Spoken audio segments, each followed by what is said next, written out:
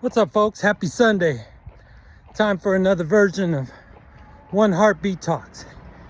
I'm out for a run, trying to participate in this thing called longevity.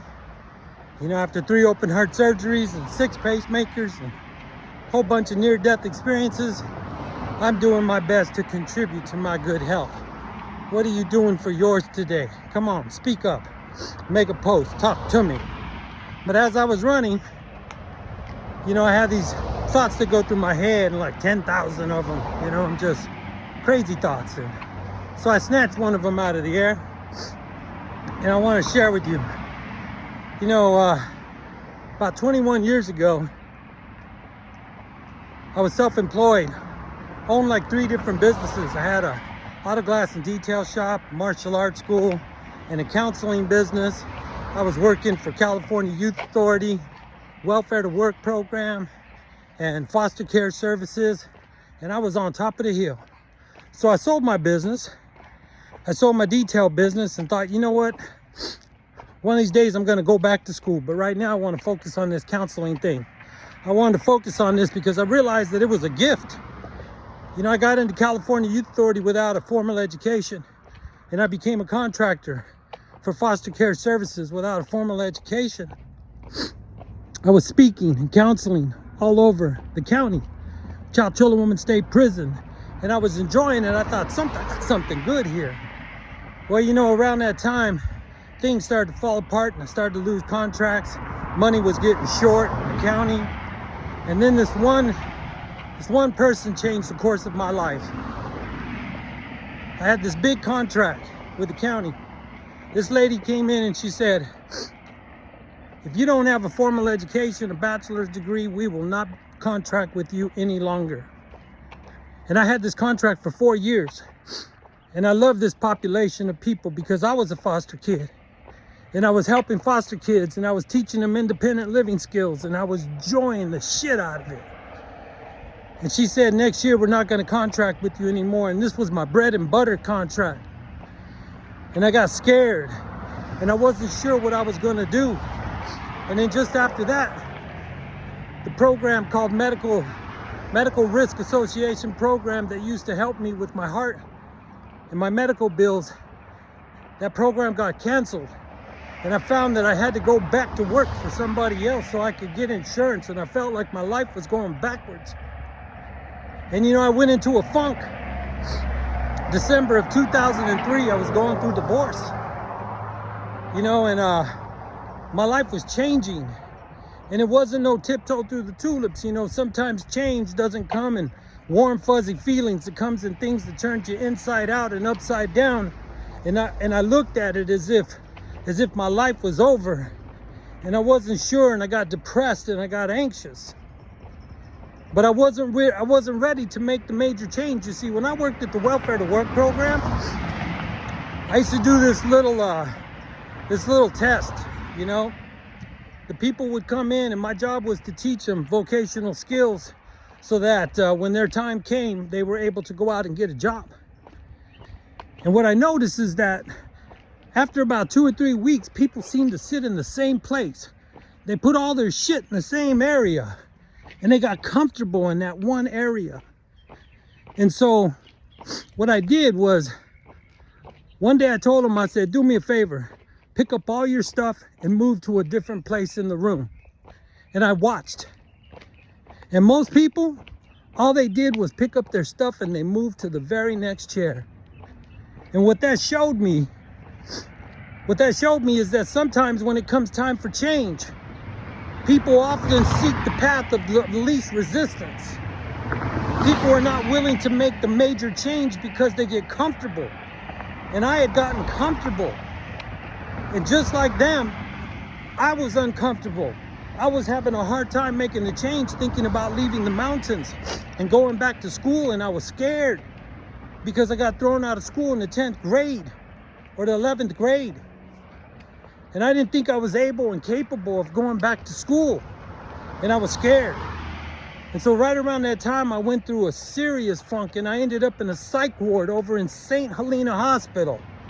Because I wasn't sure I wanted to drink, and I wasn't sure I wanted to die. I mean, I wasn't sure I wanted to drink or use drugs, but I wasn't sure I wanted to live either. And I stayed there for 9 days taking a look at my life. And I took a thorough look at my life. And on Christmas Day, I called a family member over in Vallejo. And I said, hey, I just wanted to say hi. And she said, where you at? I said, I'm in the psych ward, suicide ward in St. Helena. And you know, she said, we're coming to see you. And I said, no, I'll stop by tomorrow on the way home. And so I went to my cousin's house. And I went to my family's house over in Vallejo. And I told them what happened to me, how my life had fallen apart. You know, and really, it wasn't falling apart. It was just falling together, brilliantly disguised as falling apart. And they said to me, you know what, we love you. And my uncle said to me, he said, you know, if God will let you do all those things that you've done without a formal education, can you only imagine what he would have you do with one? And so I want to ask you, because I think a lot of people can relate to this. Sometimes we get stuck. Sometimes people just show up for a job. They don't show up to be fulfilled. They show up for a paycheck and they stay in that job and they stay miserable. And see, I knew what it was like to write my own paycheck. There's nothing that feels so good as writing a paycheck that says pay to the order of me. And so they said to me, David, how would you like to move here? And my uncle said, why don't you come live with us and bring your kids? Because at this time I was still a single dad trying to figure out how I was going to support my kids. And I think that if you're worthy and your dream is big and your vision is clear, the universe will send you supporters. So don't worry. Don't let fear get you. Understand, the universe will send you supporters, but you got to have a vision and you got to be clear of what it is you want to do. And the universe sent me supporters. And I moved to Vallejo and I went back to school. I went back to school at age 40. And I was scared to death. I went to Solano College and I took that test at Solano College where they determined where they place you. And I knew. I left there and I cried. I cried like a baby because I knew that when I got to fractions, that's as far as I could get. And I knew that I couldn't write a whole essay, maybe a paragraph. I mean, I could write it, but it was not going to be, the grammar wasn't going to be correct and the spelling wasn't going to be right, but I did my best. And you know what? I didn't pass, or I had to take classes that were non-transferable. And my uncle said to me, he said it wasn't a stupid test. It was a test to see where you're at and where they need to place you.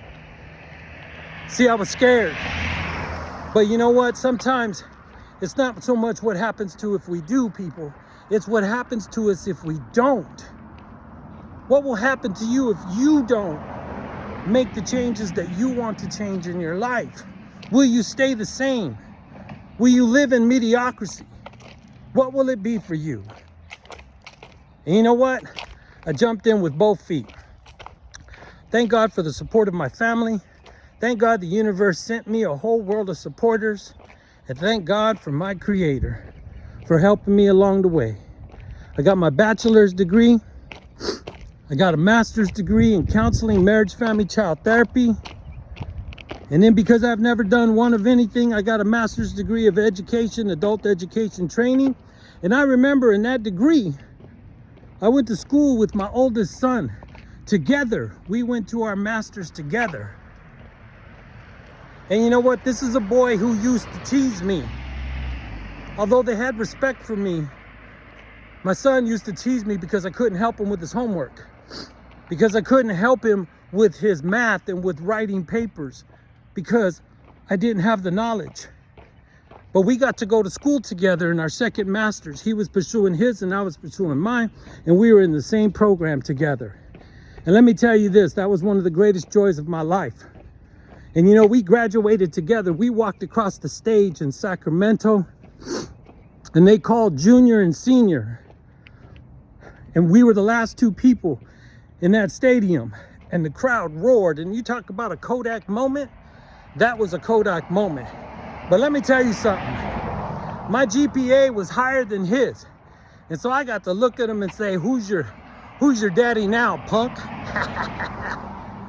So I am truly grateful because that opened up the door for me to get into the business of higher education. And I spent 17 years helping adults go back to school, helping adults reinvent themselves, people who didn't want to be stuck in the same old job. So I just wanted to share with you that it is possible, that you can do this. Don't count yourself out.